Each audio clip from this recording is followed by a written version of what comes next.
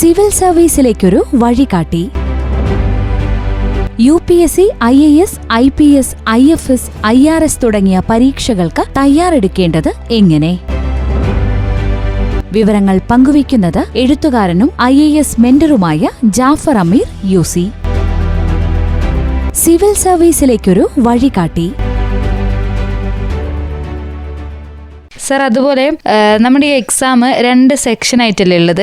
ആ എക്സാമിന്റെ സ്കെഡ്യൂൾ ഒന്ന് പറയുമോ? മാത്രമല്ല, ഈ 2 സെക്ഷനും തമ്മിൽ എത്ര ഇടവേളകൾ കഴിഞ്ഞിട്ടായിരിക്കും ഈ എക്സാം ഉണ്ടാവുക? പിന്നെ ഞാൻ ഇത് ചോദിക്കാൻ കാരണം എന്താണെന്ന് വെച്ചാൽ നമുക്ക് പ്രിപ്പയർ ചെയ്യാനുള്ള ടൈം ഉണ്ടാവുമോ എന്ന് അറിയണമല്ലോ. Very good. അതുകൊണ്ടാണ് ചോദിച്ചത്. ഓക്കെ നല്ല ക്വസ്റ്റ്യൻ ആണ് കേട്ടോ. അതായത് ആ എക്സാമിനെ വളരെ സീരിയസ് ആയിട്ട് കാണുന്ന ഒരാൾ ചോദിക്കുന്ന ഒരു ചോദ്യമാണ് ഇപ്പോൾ പ്രീതി ചോദിച്ചിട്ടുള്ളത്. Thank you sir.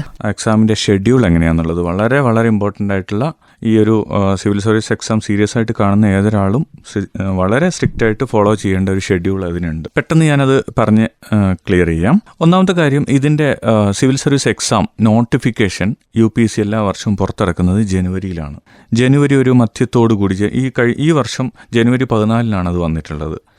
അതേപോലെ എല്ലാ വർഷവും ഒരു ജനുവരി പകുതിയോടുകൂടി നോട്ടിഫിക്കേഷൻ വരും. നോട്ടിഫിക്കേഷനിൽ എന്താ ഉണ്ടാവുക? എത്ര പേര് IAS എടുക്കുന്നു, എത്ര പേര് IPS എടുക്കുന്നു, എത്ര IFSകാർ വേണം, ടോട്ടൽ റിക്രൂട്ട്മെൻറ്റ് എത്രയാണ്, ഇന്ത്യൻ പോസ്റ്റൽ ഡിപ്പാർട്ട്മെൻറ്റിലേക്ക് എത്ര വേണം, റവന്യൂവിലേക്ക് എത്ര വേണം, അതേപോലെ ഓരോ ഡിപ്പാർട്ട്മെൻറ്റിലേക്കും വേണ്ട റിക്രൂട്ട്മെൻറ്റിൻ്റെ എണ്ണം വെച്ചിട്ടാണ് നോട്ടിഫൈ ചെയ്യുക.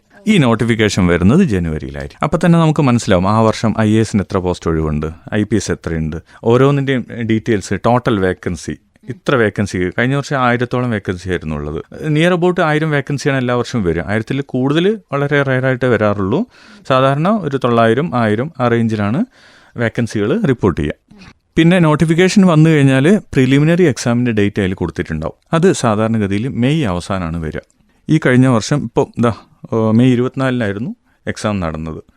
അപ്പോൾ ഈ മെയ് 24-ന് നടന്ന എക്സാമാണ് ഇപ്പോൾ കഴിഞ്ഞ പ്രിലിംസ്. ഈ പ്രിലിംസ് എല്ലാ വർഷവും മെയ് എൻഡോട് കൂടിയാണ് വരുന്നത്. ഇനി അതിൻ്റെ റിസൾട്ട് എപ്പോഴാണ് വരിക?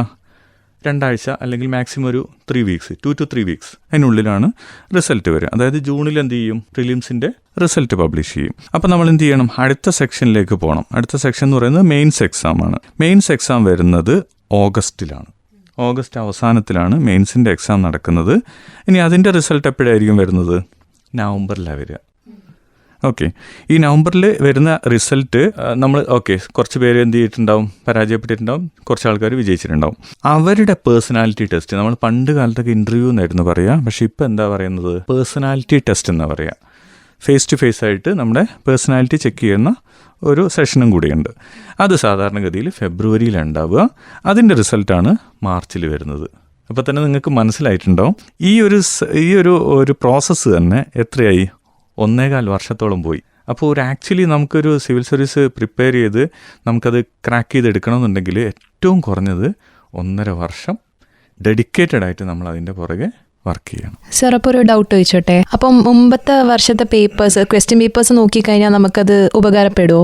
തീർച്ചയായും. PYQ എന്ന് പറയുന്നത് വളരെ ഇമ്പോർട്ടൻ്റ് ആയ കാര്യമാണ്. Previous year questions. കാരണം ഇതൊരു വലിയ എക്സാമാണ്. പക്ഷേ അതിനേക്കാൾ ഉപരി ഇതിനൊരു സിലബസ് ഉണ്ട്. ആ സിലബസിലുള്ള കാര്യങ്ങൾ മാത്രമേ ചോദിക്കുള്ളൂ. ഇപ്പോൾ നേരത്തെ നമ്മൾ പറഞ്ഞു, പൊളിറ്റിക്സ് എന്ന് പറയുന്ന സംഭവം നമുക്ക് പഠിക്കാനില്ല. പൊളിറ്റിക്സ് എന്ന് പറയുന്നത് വലിയൊരു ടോപ്പിക്കാണ്, ഒരു എൻഡില്ലാത്ത ടോപ്പിക്കാണ്. നമുക്കിവിടെ പഠിക്കാനുള്ളത് ഇന്ത്യൻ പൊളിറ്റി എന്ന് പറയുന്ന സംഭവമാണ്. എന്താണ് ഇന്ത്യൻ പൊളിറ്റി? എങ്ങനെയാണ് ഭരണഘടന വന്നത്? ആരൊക്കെയാണ് ഇത് നിർമ്മിച്ചിട്ടുള്ളത്? ഇതിൻ്റെ പിന്നിലുള്ള നിയമനിർമ്മാണങ്ങൾ എങ്ങനെയൊക്കെ നടന്നു? ഭരണഘടന വന്നപ്പോൾ അതിനുള്ള പ്രൊവിഷൻസ് എന്തൊക്കെയാണ്? എത്ര ആർട്ടിക്കിളുകളുണ്ട്? അതിൽ വന്നിട്ടുള്ള അമെൻമെൻറ്റുകൾ എന്തൊക്കെയാണ്? നിലവിൽ അതിൻ്റെ പൊസിഷൻസ് എന്തൊക്കെയാണ്? ഈ കാര്യങ്ങളാണ് നമുക്ക് പഠിക്കാനുള്ളത്. അല്ലാതെ പൊളിറ്റിക്സ് എന്ന് പറയുന്ന ഒരു വലിയ വിശാലമായ ടോപ്പിക്ക് നമുക്കില്ല. അപ്പോൾ നമുക്ക് സിലബസ് എന്ന് പറയുന്നത് ഇന്ത്യൻ കോൺസ്റ്റിറ്റ്യൂഷൻ, ഇന്ത്യയുടെ ഭരണഘടന അതേപോലെ ഓരോ ടോപ്പിക്കിലും ലിമിറ്റഡായ കാര്യങ്ങൾ മാത്രമേ പഠിക്കേണ്ടതുള്ളൂ. അത് മാത്രം പഠിച്ചാൽ മതി. അതുപോലെ ഒരു ദിവസം ഇപ്പോൾ എത്ര മണിക്കൂർ നമ്മൾ പഠിക്കേണ്ടി വരും? Bhavya, it's very interesting question. Thank you sir. എത്ര മണിക്കൂർ ഒരു ദിവസം പഠിക്കേണ്ടി വരും? നമ്മളൊരു ലോങ് ടേം പ്ലാനാണ് ഉദ്ദേശിക്കുന്നതെങ്കിൽ, കാരണം ഈ ഒരു വർഷം നമ്മൾ എക്സാമിന് പ്രിപ്പയർ ചെയ്യുന്ന ഒരാളെ സംബന്ധിച്ചിടത്തോളം അതൊരു വേറൊരു സ്ട്രാറ്റജിയാണ്. അത് ഞാൻ അടുത്ത സെഷനിൽ പറയാം. ലോങ് ടേം ആയിട്ട് 2-3 വർഷം അല്ലെങ്കിൽ 4 വർഷം ഇപ്പോൾ ജോലി ചെയ്യാണ് അല്ലെങ്കിൽ കോളേജിലോ സ്കൂളിലോ അങ്ങനെ പഠിക്കുകയാണ്, അങ്ങനെയുള്ള കുട്ടികളാണ് സിവിൽ സർവീസിന് പ്രിപ്പയർ ചെയ്യുന്നതെങ്കിൽ 2 മണിക്കൂർ പ്രിപ്പയർ ചെയ്യാം ഡെയിലി. കാരണം അവർക്ക് അക്കാഡമിക് കാര്യങ്ങളൊക്കെ കഴിഞ്ഞതിന് ശേഷം 2 മണിക്കൂർ സിവിൽ സർവീസിന് വേണ്ടി മാറ്റിവെക്കാം. അത് മാക്സിമം 4 മണിക്കൂർ വരെ ആവാം, 6 മണിക്കൂർ വരെ ആവാം. പക്ഷേ അതിന് വ്യക്തമായിട്ടൊരു ഒരു സ്ട്രക്ചറോട് കൂടി അത് മുന്നോട്ട് കൊണ്ടുപോകണം. കാരണം ഇതിൻ്റെ ഒരു കോർ ടോപ്പിക്കുകൾ എന്ന് പറയുന്നത് നമുക്കറിയാം, Indian history, geography, Indian polity, Indian economy, environment, ഇത്രയും കാര്യങ്ങളാണ് ഇതിൻ്റെ കോർ ടോപ്പിക്കുകൾ. അപ്പോൾ ലോങ് ടേം ആയിട്ട് പ്രിപ്പയർ ചെയ്യുന്ന ആൾക്കാർ ആദ്യം ഫോക്കസ് ചെയ്യേണ്ട ഈ കാര്യങ്ങളാണ്. പ്ലസ് ന്യൂസ് പേപ്പർ ഡെയിലി വായിച്ച് അതിനെ നമ്മൾ നേരത്തെ പറഞ്ഞ പോലെ കണക്ട് ചെയ്ത് വായിക്കുക, അങ്ങോട്ടും ഇങ്ങോട്ടും. ചെറിയൊരു ഇഷ്യൂ കിട്ടിയാലും അതിനെ എല്ലാ പോയിന്റിലേക്കും കണക്ട് ചെയ്യാൻ വേണ്ടിയിട്ട് ശ്രമിക്കും. അങ്ങനെ ഒരു ഇൻ്റഗ്രേറ്റഡ് റീഡിങ് ഉള്ള ഒരാൾക്ക് മാത്രമേ സിവിൽ സർവീസ് ക്വാളിഫൈ ചെയ്യാൻ പറ്റുള്ളൂ. അതൊരു സ്കില്ലാണ്, അത് സ്ലോലി ഡെവലപ്പ് ചെയ്തെടുക്കാനേ പറ്റുള്ളൂ. ഓക്കെ, അപ്പോൾ ലോങ് ടേം ആവുന്ന ആൾക്കാർക്ക് 2 മുതൽ 6 മണിക്കൂർ വരെ പ്രിപ്പയർ ചെയ്യാം.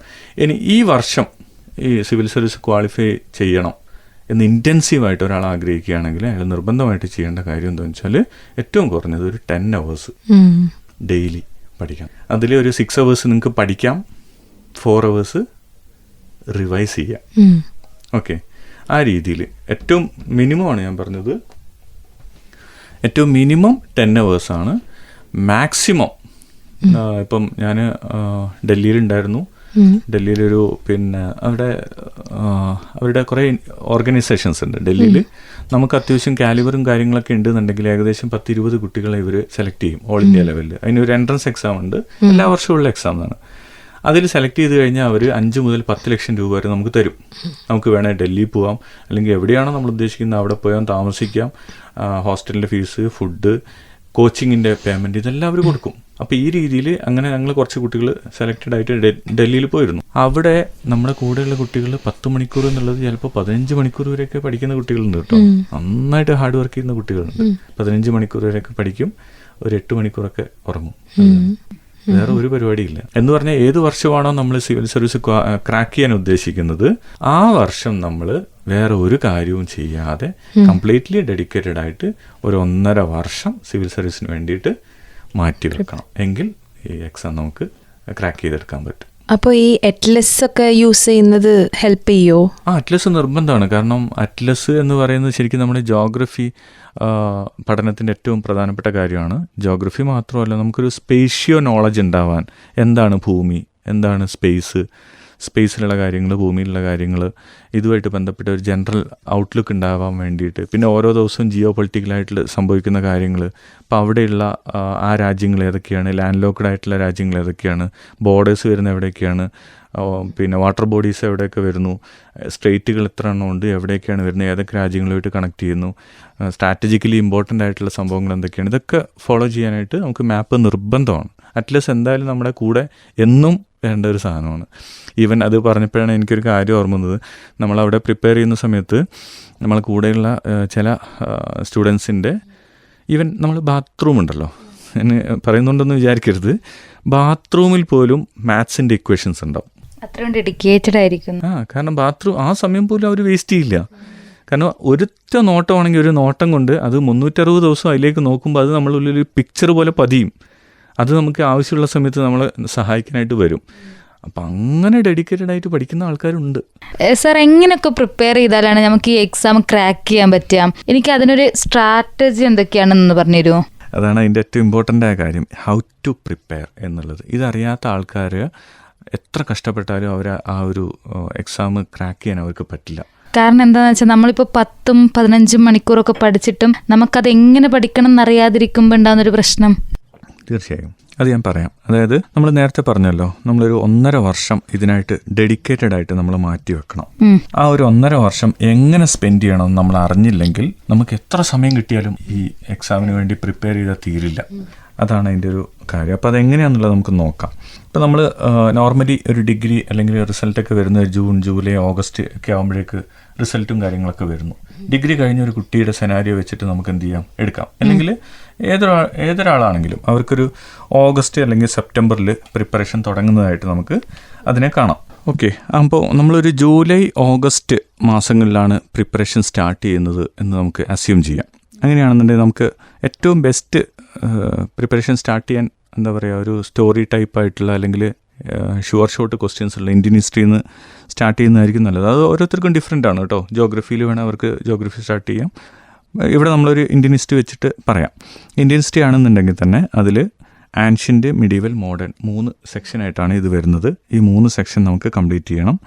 ദെൻ അത് എന്തായാലും ഒരു മാസത്തിലധികം എടുക്കും. ഇപ്പോൾ ഒരു മാസം അതിനായിട്ട് നമ്മൾ കണക്കാക്കി എന്ന് വിചാരിച്ചോളൂ. അടുത്തത് ജോഗ്രഫി പഠിക്കാനായിട്ട് നമുക്കൊരു മാസം വേണ്ടി വരും. അത് നമ്മൾ സെപ്റ്റംബറിൽ ജോഗ്രഫി എടുക്കുന്നു. അതിൽ ഇന്ത്യൻ ജോഗ്രഫി ഉണ്ട്. അതിൽ ഇന്ത്യൻ ജോഗ്രഫി തന്നെ പൊളിറ്റിക്കലും ഫിസിക്കലും ഉണ്ട്, വേൾഡ് മാപ്പ് ഉണ്ട്, വേൾഡ് ഫിസിക്കലുണ്ട്. പ്ലസ് ഇത് കൂടാതെ ഡെയിലി നമ്മൾ കറണ്ട് അഫയേഴ്സ് ഫോളോ ചെയ്യണം, നമ്മൾ നേരത്തെ പറഞ്ഞു. ഇതുകൂടാതെ ഓരോ മാസവും ഒരു 5 ദിവസമെങ്കിലും ഒരു പ്രീവിയസ് ഇയർ ക്വസ്റ്റ്യൻ പേപ്പറും അതേപോലെ അതിൻ്റെ റിവിഷനുമായിട്ട് നമ്മൾ സമയം കാണണം. ഇത്രയും കാര്യങ്ങൾ നമുക്ക് ചെയ്തു തീർക്കാൻ പറ്റിയാൽ നമ്മൾ we can make sure we R on track. ശ്രോതാക്കൾ കേട്ടത് UPSC, IAS, IPS, IFS, IRS തുടങ്ങിയ പരീക്ഷകൾക്ക് തയ്യാറെടുക്കേണ്ടത് എങ്ങനെ എന്നതിനെക്കുറിച്ച്.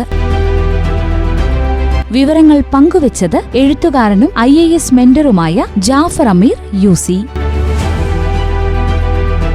തുടർന്ന് കേൾക്കാം അടുത്ത അധ്യായത്തിൽ. സിവിൽ സർവീസിലേക്കൊരു വഴികാട്ടി.